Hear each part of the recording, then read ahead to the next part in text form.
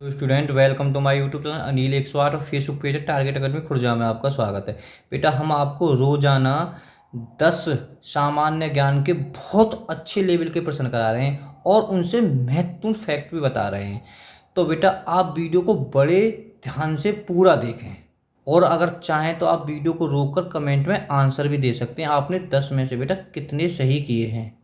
और बेटा जब तक आपकी स्टूडेंट लाइफ है तो आपको सिर्फ प्रैक्टिस करनी है, सिर्फ पढ़ाई करनी है और कोई तरीका नहीं है। अगर आप एक दिन नहीं पढ़ोगे तो बेटा आप 10 दिन पीछे होगे और अपना एक टारगेट बांध लो। ठीक है, देखो बेटा पहला प्रश्न है, विलियम गॉड ने हरित क्रांति शब्द का सर्वप्रथम प्रयोग कब किया? देखो कितने ऊंचे लेवल का है बेटा। आपने ये तो सुना होगा हरित क्रांति किससे संबंधित है। अब देखो यहाँ है हरित क्रांति शब्द का प्रयोग सबसे पहले किसने प्रयोग में किया था? तो बेटा इसका आंसर हो जाएगा बी 1965 में। ठीक है, तो हम भी कुछ फैक्ट भी देख लेते हैं। देखो उन वैज्ञानिक का नाम था विलियम गॉड, आप इसे भी याद कर सकते हो। ठीक है, 1965 में, और ये कहाँ के थे? अमेरिका के। ठीक है, तो हरित क्रांति किससे संबंधित है?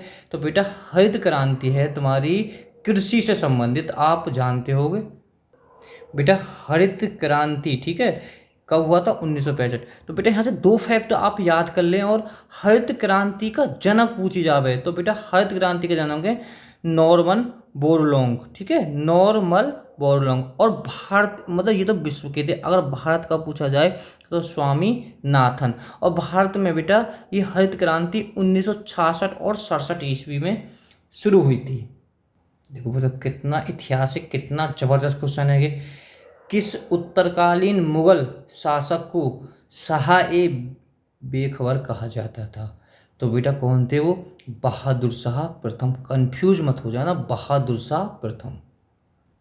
देखो बेटा थोड़ा फैक्ट जान लेते हैं। जो बहादुर शाह प्रथम थे वो बेटा औरंगजेब के बड़े पुत्र थे। तो आप औरंगजेब के बाद में बेटा यही गद्दू पर बैठे थे, कौन? बहादुर शाह प्रथम।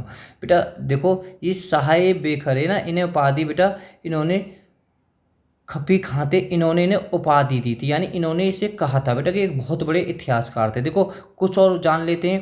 देखो सादर शाह बेटा ये भी मुगल एक शासक थे, इन्हें का लफ्ट मूर्ख कहा जाता था। एक बेटा फर्रुखसियर को गृहत्याचार कहा जाता। और बेटा ये एग्जाम में बहुत पूछा प्रश्न है, मोहम्मद शाह को किस नाम से जाना जाता था? बेटा इसे रंगीला शाह कहा जाता था। ठीक है, मोहम्मद शाह, मैं रिपीट कर रहा हूँ, मोहम्मद शाह को किस किस नाम जाना जाता था?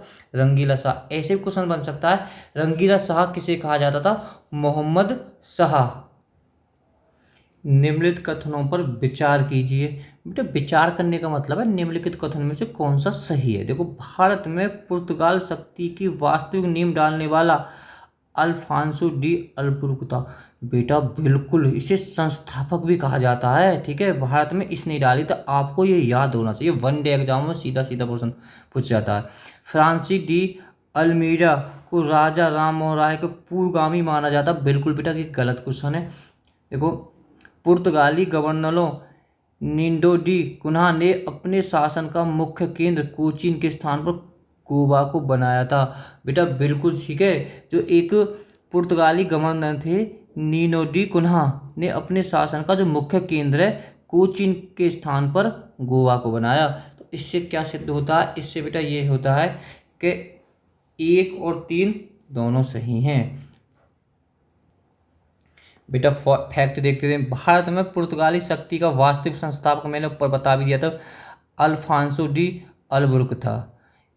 यह 1509 में पुर्तगाली का गवर्नर नियुक्त किया गया था। कौन से सन में? 1509 में। ठीक है, इससे अपने क्षेत्र में सती प्रथा बंद करा दी। ठीक है, इसने कहा अपने क्षेत्र में सती प्रथा बंद करा दी। इस प्रकार वह राजा राम मोहन का पूर्वगामी माना जाता है। तो ठीक है, बात समझ गए? पूर्वगामी कौन माना जाता है? Alfonso de Albuquerque. यहाँ से भी क्वेश्चन बन सकता है वनडे एग्जाम में। वह राजा राम मोहन राय का पूर्वगामी माना जाता है। नीनो डी कुन्हा ने 1530 ईस्वी में शासन का मुख्य केंद्र कोचीन के स्थान पर गोवा बना दिया। बेटा आप ठीक है, तो यहाँ एक पॉइंट और आप नोट कर सकते हैं, राजा राम मोहन राय का पूर्वगामी किसे माना जाता? अल्फांसो डी बुल्को, क्योंकि इसने भी सती प्रथा बंद कराई थी।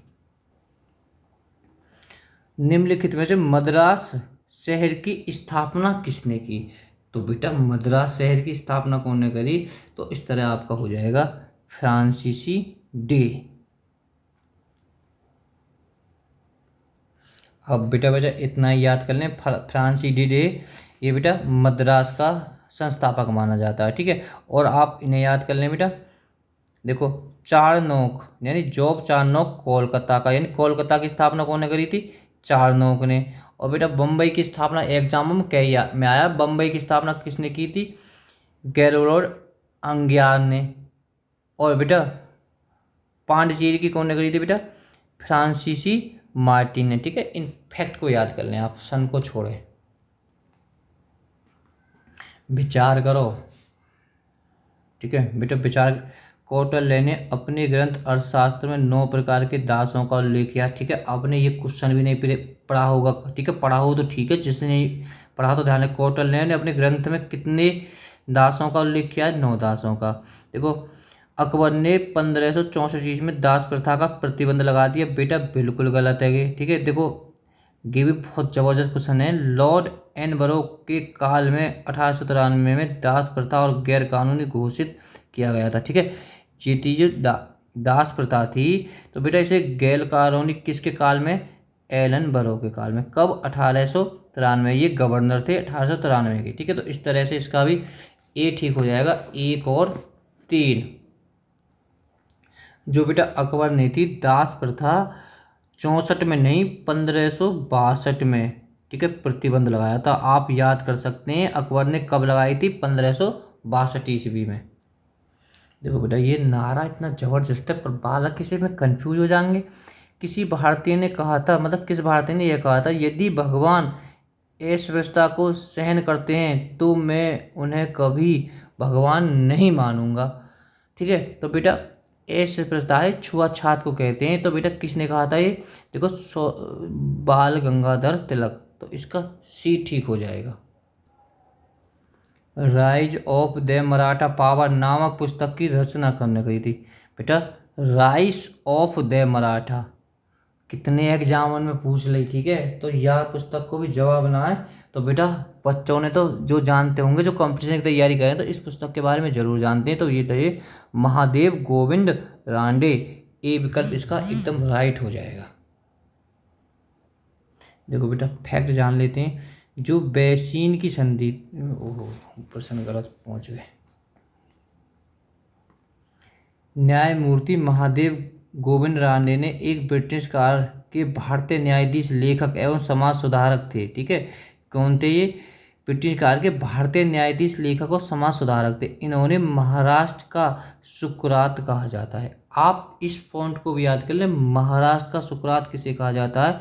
गोविंद रानडे को, ठीक है। Rise of the Maratha power नामक पुस्तक इन्होंने ही रचना की थी इसकी। देखो बेटा निम्नलिखित में से कौन सा एक सही सुमेलित नहीं है? तो बाकी 3 सही होंगे बेटा। देखो यहाँ से आपको 4 प्रश्नों की फिर तैयारी होगी। पुरंदर की संधि 1665 में जय सिंह और शिवाजी के बीच में हुई थी, बिल्कुल हुई थी। सब पॉइंट को लिख लीजिए।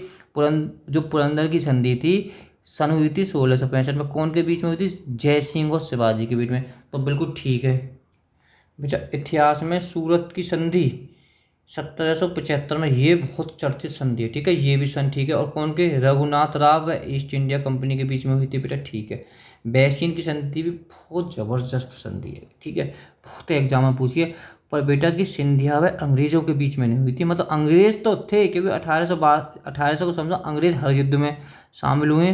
तो बेटा तो सिंधिया की जगह बेटा बाजीराव दूतते, ठीक है, बाजीराव दूतते व अंग्रेजों के बीच में हुई थी बैसीन की संधि।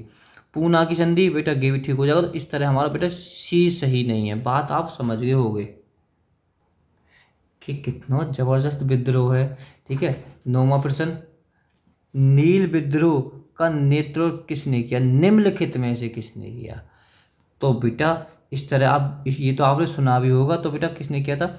विष्णु विश्वास ने। थोड़ा और फैक्ट जान लेते हैं बेटा इस प्रश्न के बारे में। देखो बेटा हम थोड़ा इसे जान लेते हैं, इसके बारे में पूरे हर फैक्ट देख लेते हैं। कंपनी के कुछ अवकाश प्राप्त अधिकारी बंगाल तथा बिहार के जमींदारों से भूमि प्राप्त कर नील की खेती करवाते थे, बात समझ रहे हो इस चीज़ को। वे नील उत्पादक किसानों को मामूली अग्रिम रकम देकर उनसे शर्तनामा लिखवा लिया करते थे, जो बाजार के भाव से बहुत कम हुआ करता था। इस व्यवस्था के विरोध में 1859-60 के मध्य दिगंबर विश्वास, यानी ये दो थे, मध्य दिगंबर विश्वास व विष्णु विश्वास के नेतृत्व में विद्रोह हुआ था। हिंदू पेट्रियाट के संस्थापक, आप यहाँ से एक क्वेश्चन याद कर सकते हैं। हिंदू पेट्रियाट के जो संपादक थे हरिश्चंद्र मुखर्जी ने इस विद्रोह का समर्थन किया था। ठीक है, आप इतना याद कर लें। हिंदू पेट्रियाट के संपादक कौन थे?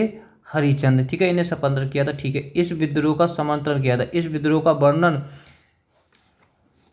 दीनबंधु ने अपनी नाटक नील दर्पण में किया है। ठीक है, नील दर्पण, यानी यहाँ से क्वेश्चन भी बन सकता है, इस विद्रोह का वर्णन किस नाटक में किया है?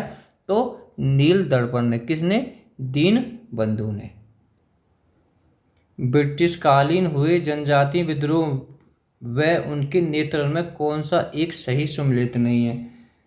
तो बेटा देखते हैं। कौल विद्रोह, देखो गे विद्रोह भी याद कर लो, बुद्धो भगत सिंह जी, करौजी। और ये संथाल विद्रोह बेटा सिंधु काहू ने। ताना बेटा ये नहीं है तुम्हारा। ठीक है, ताना भगत सिंह आंदोलन, तो इस 10 का आपका सी गलत हो जाएगा। अहम जो अहोम विद्रोह है गोपधार कुंवर सिंह ने किया था। हाँ जी बिल्कुल, इनने करा, तो गे भी आपका सही है, तो इससे सी हो जाएगा। फैक्ट जान लेते हैं और वहाँ से समझ में आ जाएगा बेटा, आपके हर फैक्ट याद हो चाहिए। कौल विद्रोह कहाँ हुआ था? छोटा नागपुर। छोटा नागपुर बेटा एक क्षेत्र है झारखंड में, आप याद कर लें। कौल विद्रोह झारखंड में हुआ था बेटा। संथाल विद्रोह भी बहुत एग्जाम में बना है। ठीक है, संथाल जो जनजाति भी एक जनजाति है संथाल, ये तुम्हारी ज़्यादातर झारखंड में है। ठीक है, झारखंड में, तो बिहार झारखंड याद कर सकते हो। अगर अगर ठीक है, तो एक विकल्प में एक ही मिलेगा, अगर विकल्प में दोनों मिलते हैं तो बेटा झारखंड का ज़्यादा सही होगा आंसर। ताना भगत सिंह आंदोलन ये बेटा छोटा नागपुर में हुआ था। ठीक है, ताना भगत सिंह छोटा नागपुर भी कहाँ तुम्हारा? झारखंड में है। और अहोम विद्रोह बेटा ये असम में हुआ था। ठीक है, तो आप इनके नेतृत्व, यानी इनका नेतृत्व किसने किया था? संताल विद्रोह का बहुत इंपॉर्टेंट है, सिद्धू कान्हू।